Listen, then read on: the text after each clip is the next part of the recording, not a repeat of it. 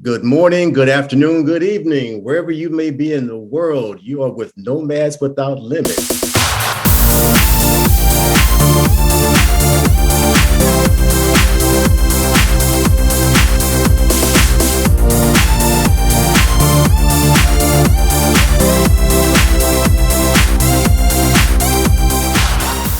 Good morning, good afternoon, good evening. You are tuned in to another Nomads Without Limits Expat Chat.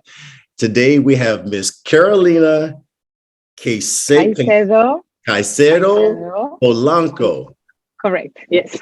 You said it perfect. Didn't mess it up too bad. Okay. Yeah. So you are an expat, and I was introduced to you through Sylvia. Yeah. Okay. Correct. And she told me about you, your experiences, your adventures. And I said, okay, I want to talk to her and just get more insight. So what I want to do is get more insight as far as I know you're originally from Colombia. Yes. And you moved from Colombia to the US? Correct. Yes. Okay. Yeah. Well, first of all, tell us a little bit about yourself. Who are you? Okay. What do you do? So I was born and raised in Colombia, obviously. And as time came closer to do my internship, I decided to start looking for opportunities in the US. I studied journalism and communications, and I found an internship with Telemundo in Miami. It was in Hialeah. So that's the reason. Oops, sorry, my headphone keeps getting out. Technology doesn't help sometimes. So I moved to Miami when I was 21, and my purpose was to stay for 6 months only in Miami. And 6 months ended up being 10 years. So I stayed in the US and lived in Miami, Orlando, then Atlanta. In Orlando, I lived for 4.5 years, then Atlanta for another 4.5. Okay. And then I decided to go back to Colombia because I was out of home for 10 years already. So I thought, okay, I'm going to give it a try. I have nothing to lose. And I moved back home. And then I decided I didn't want to stay. It wasn't easy to find a job. And I had traveled to the United Arab Emirates in the past, in 2010. And I thought, oh, maybe there's an opportunity there. So I decided to move there. So I found a job in an airline, and I ended up moving to the UAE, to Abu Dhabi. Okay. So that's a little bit of like fast forwarding all those years as an expat. Okay. And I stayed in Abu Dhabi for 7 years, and I met my husband 5 years ago. He's a Kiwi from New Zealand. Okay. And we moved to New Zealand a year and 4 months ago. So nice. That's kind of the life as an expat so far. Yeah. Okay. Well, first of all, I want to touch on the move from Colombia to America. Okay. Yes. How hard was that? Because we always talk about people leaving the US to go abroad. So you did the exact opposite.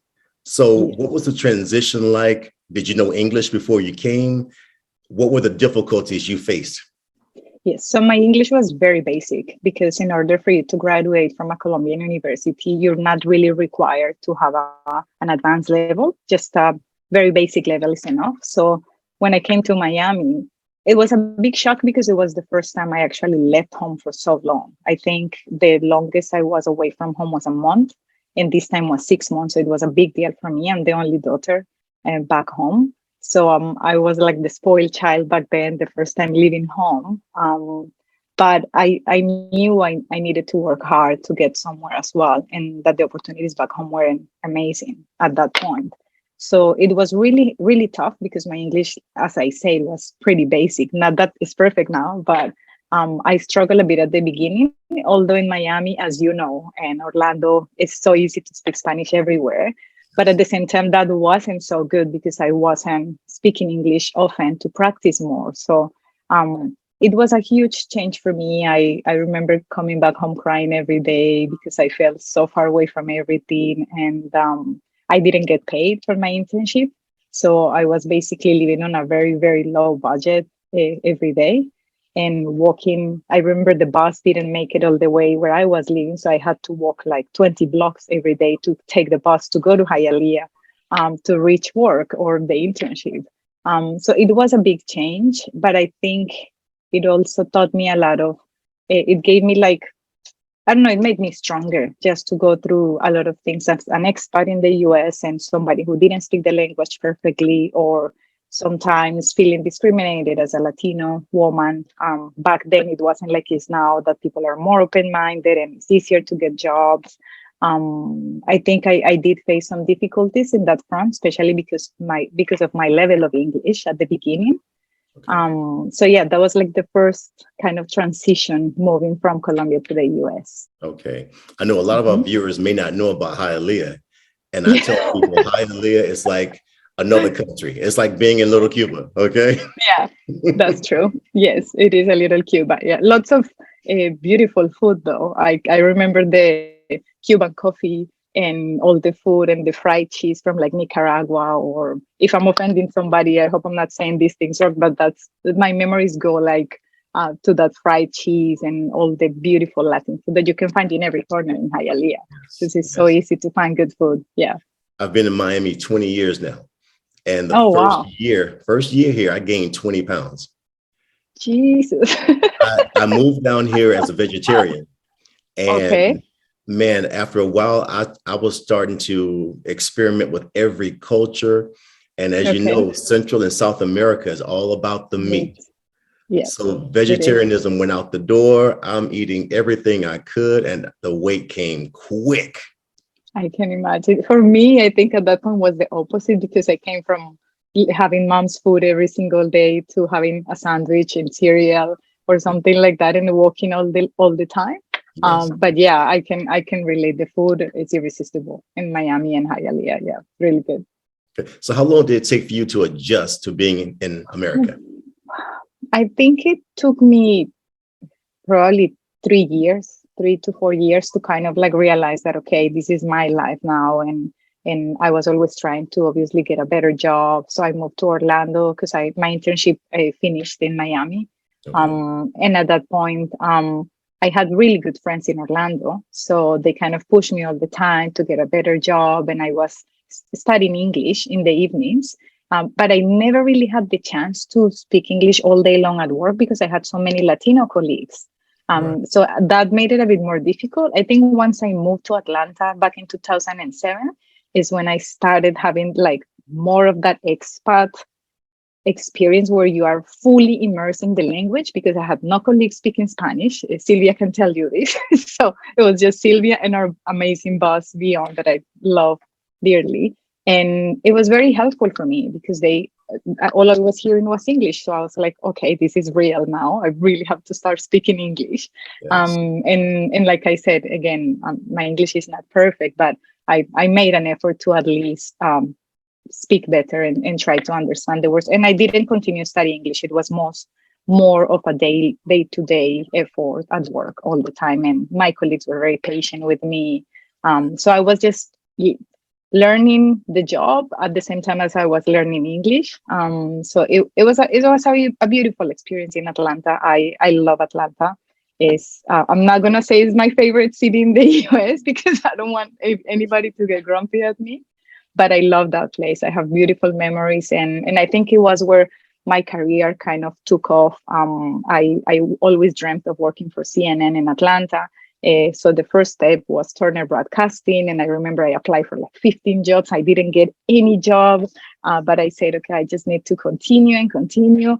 And it's where I met Sylvia, and they gave me the chance to start in this research analyst job for a television channel in Atlanta. And then from there, I got the CNN job, and I kind of lived the experience that I wanted to live as a journalist in CNN. And then I decided to leave and go back home. So yeah, that was kind of the transition there. Did anyone ever try to force you not to speak Spanish?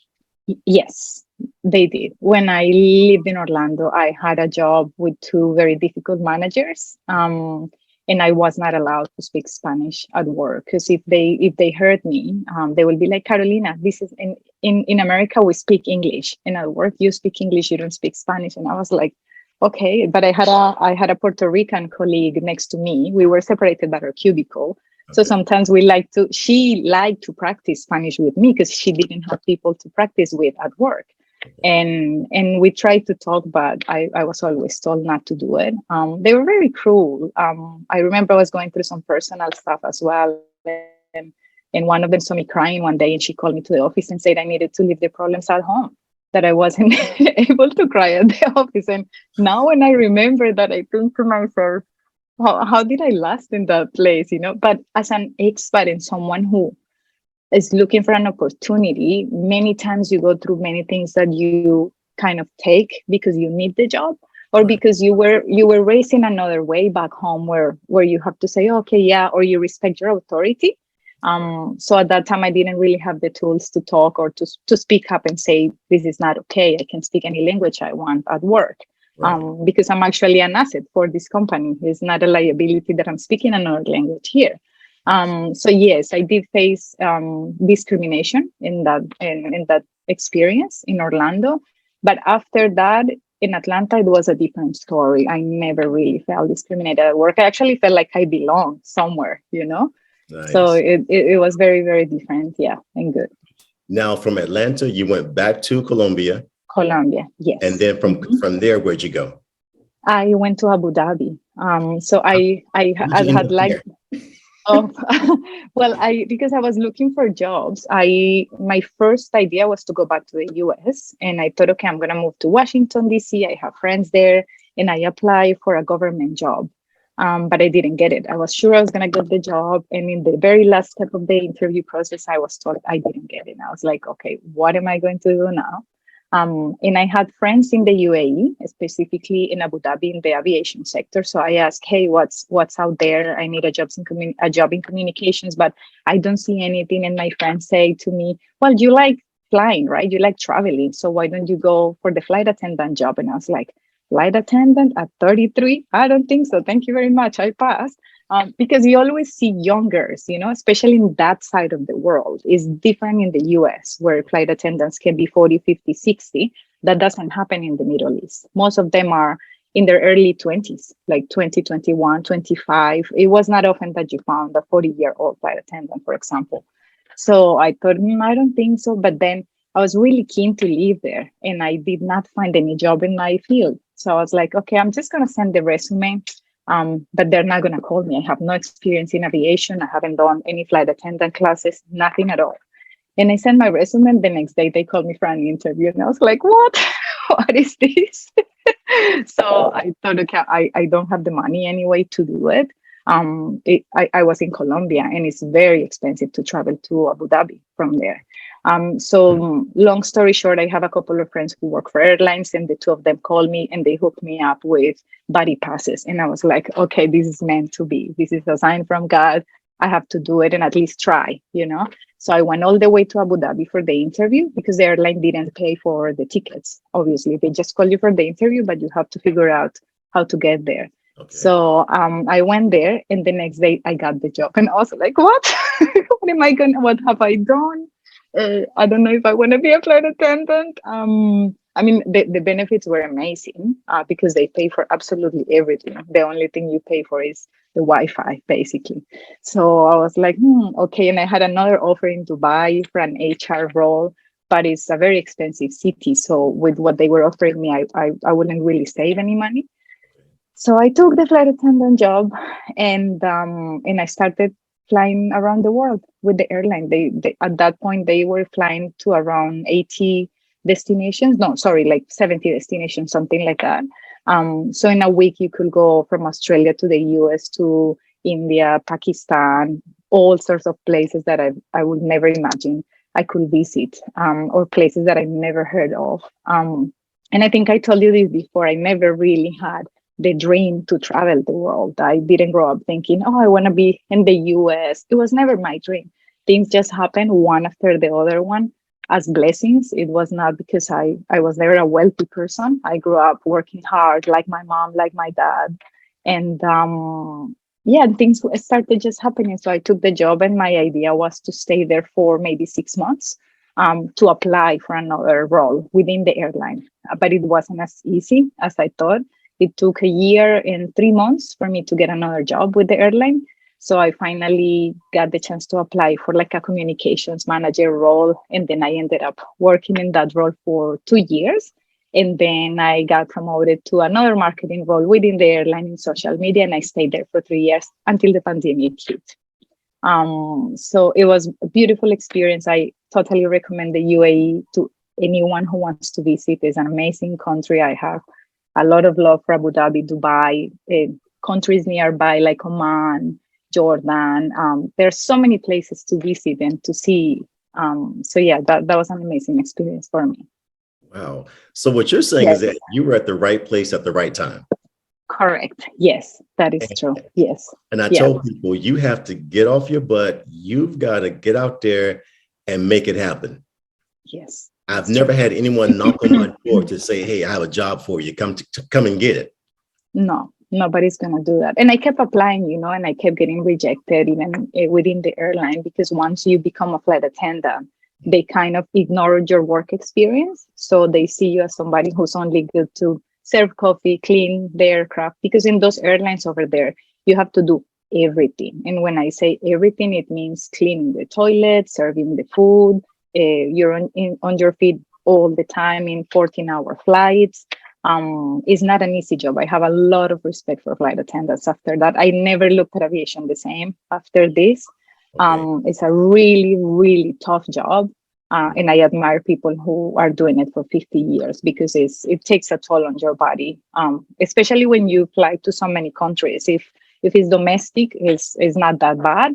But in those airlines in the Middle East, you only fly internationally. So it's a totally different story. But as you said, no one's going to give you the job. I got rejected 10 times and I applied 20 times for jobs within the airline. Other companies as well, but it was meant for me to stay in the airline, and it was also an opportunity for me to see that it was something I really love, and an industry that I'm passionate about, because I absolutely love working for an airline. If I could do it tomorrow, I'll do it again. I love the airline industry. Nice. Now you spoke about the toll it takes on your body. What's the toll? What do you think it is? Because you're always working in different time zones. So for example, many of the flights are evening flights, and your body never gets used to a regular schedule. So today you're working in the evening, tomorrow you're working in the morning. So sometimes you don't sleep, especially if you have a flight, let's say 3 a.m. You've picked up at 3 a.m. and then you end up working until like the next day. If it's a long flight, you're on your feet all the time, your feet get swollen, you don't eat at regular times ever again. And I really try to eat healthy, and I'm into the healthy lifestyle. So I used to cook for all my flights, because the food inside the aircraft is never healthy. They add a lot of sodium to the meals to make them tasty at high altitude, because at high altitude, the food loses the taste. So you end up eating lots of sodium. But cooking for every single flight is really challenging, because you're so tired. You are exhausted all the time. Jet lag 24/7. As beautiful as that life is, because you can be in Australia today and you can be in Morocco tomorrow. At some point you start feeling exhausted, or I started feeling exhausted, and trying to work out at the same time and having a healthy lifestyle is really challenging. So again, a lot of respect for flight attendants, because it's not an easy job. It's not as glamorous as people think it is. So on your days off, how hard was it to get to sleep, to really get sleep? Very hard. I think that was the first time in my life when I experienced insomnia. Because I'm usually a person that I put my head on the pillow and I'm gone. 5 minutes after, I have no issues sleeping. But back then, because you're never in a regular schedule, you could not sleep some evenings. And if you had a flight next morning, you will not sleep the entire evening, go to work completely jet lagged and lost, and try to figure out where you are and how. And sometimes it was really challenging working in the evenings. The evening flights were the most challenging for me, because I'm not an evening person, not someone who can work in the evenings. My body doesn't like it. That was my issue back in CNN, because I had an evening shift and I never got used to it. My body never got used to working at 4 a.m. and going to bed at 7 p.m. So imagine doing this on a daily basis when you're a flight attendant. My body was like, okay, hello, stop. This is not for you. And I have high blood pressure. So I think at some point it also started affecting me in that aspect. And I said, okay, it's the time to stop and find something else. I love it. And I could do it for a little while again. But also when you're in your early 20s, I think it's way easier to like, okay, not sleep. Maybe people are used to party and that kind of life. But in your late 30s, I at least didn't want to continue just not sleeping and going on and on and on with the same lifestyle. So, I have a lot of friends that are flight attendants. Yeah. And I've always asked, on your days off, where do you go? And they tell them, on my days off, I do not want to see a plane. And I'm thinking, but you got the benefits, use the benefits. They're like, no, days off, I want to go home, sleep in my own bed, not in a hotel. Yeah, that is true. If I had 6 days off in a row, of course, the first thing I was doing was traveling. I remember one of my last days off as a flight attendant, I went to Thailand, spent 6 days in Phuket doing absolutely nothing. But you're just so exhausted. Your body, I remember, I have this picture clear in my head when you come back from an ultra long haul flight to Chicago, for example, where you only go for one evening. So you travel 15 hours from Abu Dhabi direct to Chicago. You go to a hotel, you sleep, come back, you only have the morning, and then in the afternoon, evening again, you have to leave. So you're not even walking as a person anymore when you're carrying the bag through the airport, and you have to look perfect because the standards over there are really high. Like, you can't have a hair out, makeup has to be immaculate, your uniform perfect, and if not, you get reported for that. So you're trying to look pretty at 6 a.m. when you're bringing a bag after that flight, and you're exhausted after serving people for so long. But it is a beautiful job. I think it was one of the most special experiences of my life, and I will be forever grateful that I had the opportunity to do it. Yeah. And that probably lit the fire for now. Now you can't sit still. I can't stop. Yeah, I can't stop. It's just like it's not a disease, but it's just an addiction. Once you start traveling, you get so used to being in a plane that now anytime I jump on a plane, it's a different experience for me, because I try to talk to the flight attendants. I go to the galley, I start a conversation. I always like to make them feel that I'm not asking them for anything. I just want to talk and see how their experience is as a flight attendant. I really like doing that. Yeah. Nice. All right. Another question. What is the biggest complaint that most flight attendants have about passengers? Oh, there are many. I have to say that I was a grumpy flight attendant many times, many times, because people don't really realize how exhausted you are and how much work you have to do inside an aircraft sometimes. But the complaints, one of them, I think, is the food. When you run out of food, because it's not your fault. So sometimes if you have chicken meat or chicken beef or vegetarian, and you run out of vegetarian food, people want to eat you alive because you don't have more food. But that's not our fault, because it's catering who gave you an exact number of meals. If you didn't pre-order the meal, there's nothing the flight attendant can do once you are 35,000 feet above the ground, So I think we as passengers need to be very patient, especially now after COVID, because I've seen how people are losing it with flight attendants, and they're just doing the best they can with what they're given. They're not the ones who control any of these aspects of flying. They are given a bunch of food and they have to deliver it, but if they don't have any extra, it's not their fault. So I think the meals is one. Alcohol, for sure. Some passengers want way too much alcohol, and they start getting really funny and getting into fights or situations that you don't really want during a flight. So don't ask for too much alcohol, and definitely don't ask to be moved to another seat before takeoff. I think after takeoff, you have a chance, but not before takeoff. They usually don't like to move people around. Okay. And just be kind. Everybody's going through so much right now, especially within the aviation industry, that I think they deserve a lot of love and patience at the moment. Okay. Is it okay for us to tip you guys or to bring you gifts?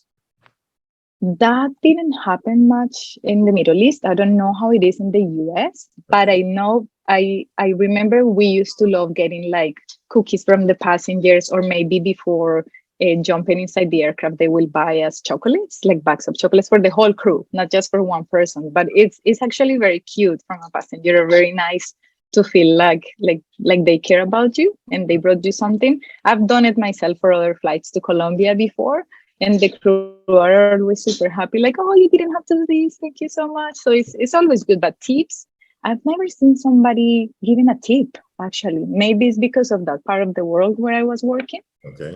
But I don't know how that works over there. I never really saw that situation happening with the tips. Maybe it's better to give something like chocolate or something sweet, I would say. Got it. Now, yes. Another question. Is it okay to ask for another bag of chips or another pack of cookies? Yes, why not? Sometimes there's a lot inside the aircraft, and you will happily give it away, as long as you don't ask 10 times. But yeah, totally. It is okay. Yeah. Got it. Yes. Okay, so you went to Abu Dhabi. Yeah. Okay. From there, you ended up in New Zealand? New Zealand, yes. Okay. You met your husband. You got married. Did you meet him on a flight? No, I met him through friends in Abu Dhabi. We met in 2017. And I always knew that he wanted to come back to New Zealand because he was away from home for a long time, just like me. Okay. And he always wanted to return home, at least for a while, and give it a try. So I knew before I married him that was one of the conditions for the relationship, that being in an international relationship, you always have to commit to something, because obviously my family is in Colombia, although I have 3 brothers and they live in different parts of the world, but my parents are back home. Okay. And it's always difficult to compromise that, because your family calls you and then his family as well. So you want to do what's best for the relationship. So during this time, I said, okay, I'll move to New Zealand. I was always afraid of the big change coming from a busy place like Abu Dhabi, where you don't pay any taxes, working there as an expat, which is the most attractive part probably of living in the UAE, coming back to a country where you have to pay very high taxes. But we moved here in February last year. And it's been a big change for the 2 of us. New Zealand is a beautiful country. I totally recommend everyone to come at least once in their lifetime. Really? It's paradise. Yeah, it is paradise. It's absolutely stunning. No matter where you go, you can be in the smallest town, in the biggest city. The nature is like picture perfect nature in every corner. Yeah, really? It's very beautiful. Yes. You have to come. A lot of mountains, a lot of hiking. Everything, mountains. Right now we're in winter time, so you can go skiing in many places in New Zealand, but you have every single activity in nature that you can think of, you can do it here. And I think that's the biggest asset of this country is how many activities you can do out in nature in New Zealand. It's beautiful. And I have a fun fact for you. There are more sheep than human beings in New Zealand. Get out of here. No. It's a fact. You can check it out. In fact, I live in a farm in New Zealand because we moved to a small city called Nelson, and we rented a cottage on top of a hill. And they moved this group of sheep last week, and they gave birth to about 22 babies within a week. So my paddock here, all I hear is the sheep all day long crying and playing with their babies. So it's beautiful. It's like a movie. I don't know if you ever watch Heidi, the little girl. No, never. Maybe I'm older than you, James, then. But she used to be in a farm with her grandpa and the animals. So my husband calls me Heidi of the farm because I'm always going around and talking to the animals. You see animals everywhere in New Zealand. So it is very beautiful. Wow. Yeah. So what was the hardest adjustment you had to make moving there? I'm still going through them, to be completely honest with you. I think the biggest adjustment is the change of pace here, because like I said, we were used to Abu Dhabi, busy city, working all the time, huge highways. Here is a very small town. We moved, like I said, to a very small town in the South Island of New Zealand. So this town is probably 50,000 people in Nelson itself. Like around Nelson, like the whole area is like 100,000 people. But comparing to the cities where we live, that's nothing. So for me, that has been one of the biggest adjustments, not to see a lot of people, not to find places open up after a certain time. Like after 3 p.m., you don't find coffee places where you can sit and eat something. You find restaurants after hours, like 5 p.m., 6 p.m. And maybe being so isolated from the rest of the world, because traveling is more challenging now due to COVID. Right. And obviously living so far away from the rest of the world makes it more expensive. So we don't get to travel that often as we used to do. And that's another huge deal for us because we used to, living in Abu Dhabi, you're very central to the world. So you can go to Europe within 4-6 hours. You can be in Africa in 8 hours, in Japan in 9 hours. But here it takes so long to get everywhere unless you go to the Pacific Islands, which are close by. Okay. So has been very challenging for the two of us to stay put in one place without going out. Like we recently went to Thailand and we were like, we miss this so much. Like just being out and see more cultures, more people, because in New Zealand, yes, you have people from all over as well. Actually, in Nelson, there are about 200 Colombian refugees because a lot of refugees come to New Zealand and the From government Colombia? brings from Colombia. Yeah. Oh, Every year they have a big quote of Colombian refugees coming here. But I think we do miss that interaction of more cultures in the same place at the same time, like we had in Abu Dhabi. But we'll see what happens. I mean, it is a blessing to be here with nature every day because it's something we didn't have and it's something that I do enjoy. But I'm not sure how long we will stay here or if we're going to move to a bigger city, give it a try for a bit, and then decide if we want to stay in New Zealand. Or in an ideal scenario, we would love to live in 4 different countries every year where we have Greece here and then New Zealand, Colombia, the US, I don't know, something like that. nice. Yeah. Mm-hmm. You're doing it Yes. while you're young, so that's the beauty of it. Exactly. Yeah. You have to do it now. Like there's no point waiting until tomorrow because it's not guaranteed, you know. Absolutely. You never know what's going to happen. Yeah. Mm-hmm. Now, you told me about one of your adventures before, and your passport was stolen in a country. Oh, yes, correct. How did you handle? What's the first thing you do when your passport is missing? How did you handle Jesus. that? Well, we went to a restaurant in Greece. That was 2 years ago in the middle of the pandemic. And I don't know why. My husband had his camera bag. And one of my rules is I never take my passport with me. I always leave it in a safe place at the Airbnb or the hotel. That's just me. He doesn't like that. He loves taking the passport with him. So that day, I told him, okay, fine, take my passport. And he put our passports in his camera bag. And we step out of the car to drink something in a restaurant. And he left the camera bag alone with no camera inside, of course, because he took his camera. Okay. And as soon as we came back, the camera, the pack was gone with our passports. And I was like, oh my God, what are we going to do? Thankfully, we didn't have more valuables inside the car and he didn't leave the camera. But at that point, the first thing you do is you get super scared because you feel like kind of frustrated that how did this happen? Like they're opening back up to tourists and they're robbing people.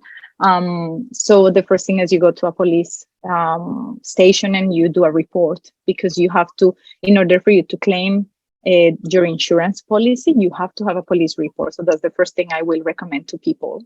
Go to the nearest police station and make the report. It was a bit challenging because these guys in Greece didn't speak much English. Right. And the guy was like, oh, just forget about it. You're never going to find it. Or if you want to go for a drive and try to find it, sometimes what they do is they take the bag and they throw the passports on the floor. So we went for a long drive trying to find our passports, but obviously we didn't find them. And then we weren't in Athens at that point. We were in an island. So I had to wait until I reached Athens to go to the American embassy, which is the second thing you do, go to the embassy and tell them that your passport was stolen. At that point, because it was COVID times, it was taking up to 3 weeks for the US to process the passport. Even though there's a huge embassy in Athens, they have to send it to Washington to be processed and back. So I waited 3 weeks. And then when I received my passport, it said that I was a male instead of a female. And I could not believe it because at that point we were already paying Airbnb every day. We were supposed to be there for 2 weeks. And we ended up being in Greece for 2 months. 2 months while I was waiting for my passport. So once they made the mistake with my passport, of course, again, wait another 3 weeks for my passport to get back. They were super helpful. At the end of the day, yes, it was stressful because the problem was that to go back to Abu Dhabi, you need to have your resident visa again on your passport. And we didn't have that. So we didn't get any help from the embassy at that point. And we kept waiting and waiting for passports. My husband got his passport from New Zealand in 2 days. All he had to do was a phone call. Passport got delivered to the house. And I was like, I hate you. I have to wait like 2 months for mine. But it was the most beautiful experience living in Greece as an expat kind of, or as a local, and experience it in a completely different way, because we were no longer enjoying vacation time. We had to work while we were waiting for our papers. So going out in the evenings as a local, I have a really good friend there, and it gave me the opportunity to spend 2 months with her, which was amazing. And that made us really think about Greece as a destination to live, like permanently, or at least 4 or 5 months every year. So that was the beauty of the passports being stolen, that we had this amazing experience of living in Greece as locals. Yeah. Everything happens for a reason. Yes, everything. I'm so grateful they stole my passports now, because I had the best time in Greece. Yes. I'm gonna have to go somewhere and toss my passport and say, hey, it's gone. Exactly. I can stay somewhere. So now we often joke about it. If we travel, like when we went to Thailand, we were like, what if our passports all of the sudden get stolen, Okay. And I told my husband, don't say that. But yeah, you end up just making the best out of the situation that you're in. And that was our opportunity to enjoy 2 months in another country before we moved to New Zealand. So it was really good. Mm-hmm. Nice. So you also had travel insurance? Yes, we did buy travel insurance. Thankfully, at that time, you were forced to buy travel insurance, because we don't usually do it, but they forced us because of COVID. So because this was August 2020, so it was like middle of the pandemic, right. And it was very helpful. That covered the cost of our stolen passports, because it's expensive to get a passport. Also a little bit of the expenses that we had with Airbnbs. It's not too much, but way too helpful not to have it. So I totally recommend people to always get travel insurance. You just never know what's going to happen. And they did reimburse you afterwards, right? Yes, they did. Yeah, we sent all of the papers, the police report. That's the first thing. If something gets stolen, you need to have that police report. Without that, they're not going to give you any money back. Okay, now for those of you out there that are not traveling with travel insurance, now you know for a fact you must have it. It makes life so much easier. That is true. Yeah, it does. So what advice would you give someone that's moving from another country to America? Well, I think it really depends on what people are moving for. If it's to have a better quality of life or working and experiencing the culture, just be open, be open to opportunities, knock on all doors, because you never know which one's going to work out. I was rejected from so many jobs that I thought they were for me, but I tried and tried. And I always said, I remember driving past Turner Broadcasting, which is the second job I had in Atlanta that I really wanted, and saying, I'm going to work there one day. I'm going to work there one day. And for some people that might not mean anything, but for me, it was everything. I had worked hard to get there and to find a job. And so never give up, as stupid and cliche as it sounds.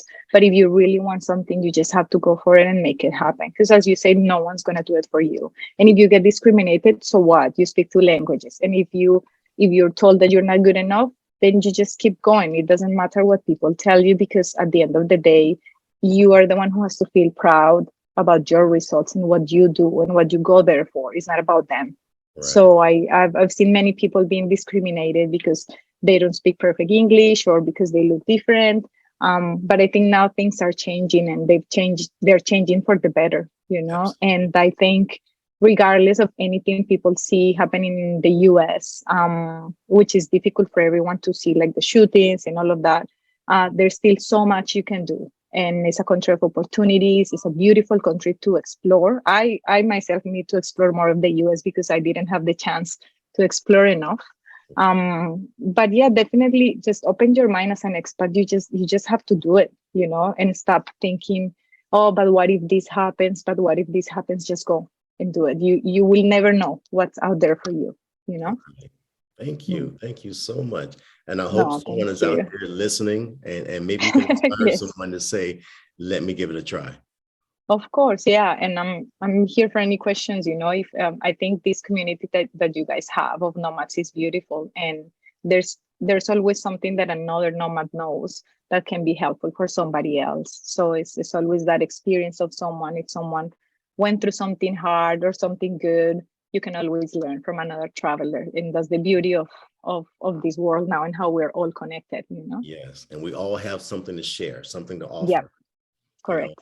so Yes. thank you for your Thank time. you very much. Thank you for inspiring me and other people, and thank you Oh, for thank you. sharing your experiences. I love it.